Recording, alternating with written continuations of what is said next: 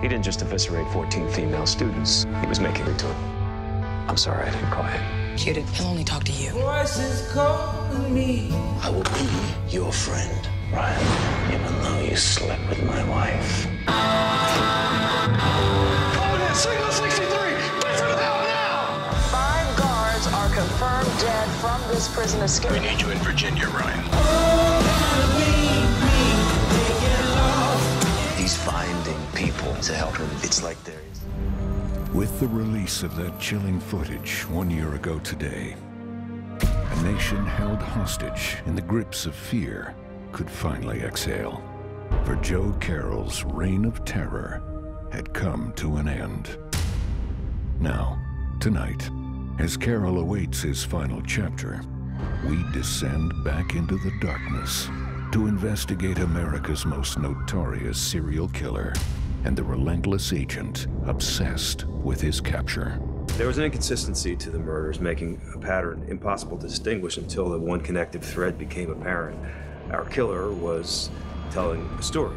The murders were his art. And that led me straight to Professor Carroll.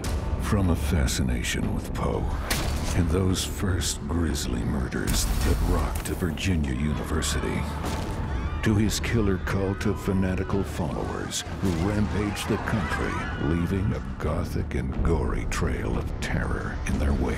This is the age of Joe Carroll, and my name will live forever. Our national nightmare may be over, but many mysteries still remain.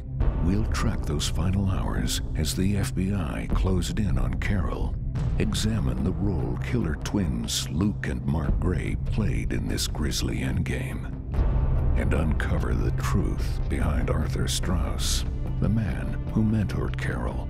How many more of his psychotic students remain hidden in the shadows? Brave the cold, dark night and return to the scene of the crime as we count down to the execution of Joe Carroll.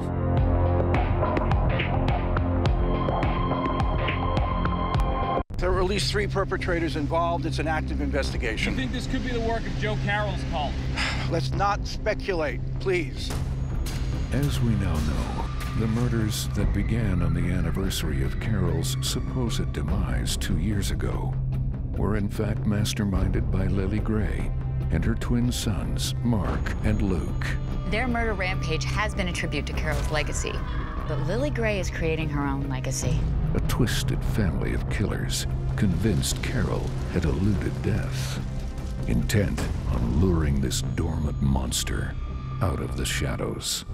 They succeeded, but their unholy union was not meant to be. Lily and Luke Gray would not survive their encounter with Carroll, though their demise would come at the hands of the FBI. Agent Ryan Hardy returned to the FBI full-time in the wake of Carroll's stunning capture. Joined by his niece, Max Hardy, the agent responsible for Luke Gray's death. Though Mark Gray remains on the loose, believed to have fled the country, many questions still remain about Agent Mike Weston's fatal shooting of Lily Gray. Sources suggest this hero might not be so saintly, as some believe Weston exacted a cold and calculated revenge for the shocking and tragic murder of his father.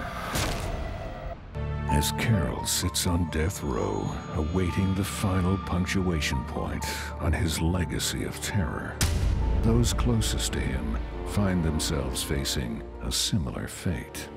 Carroll's demented mentor, Arthur Strauss, believed to have given the killer refuge in the aftermath of the Havenport tragedy, remains incarcerated and awaiting trial for the attempted murder of noted Carroll biographer Carrie Cook, who last year famously found herself a subject in her own terrifying story.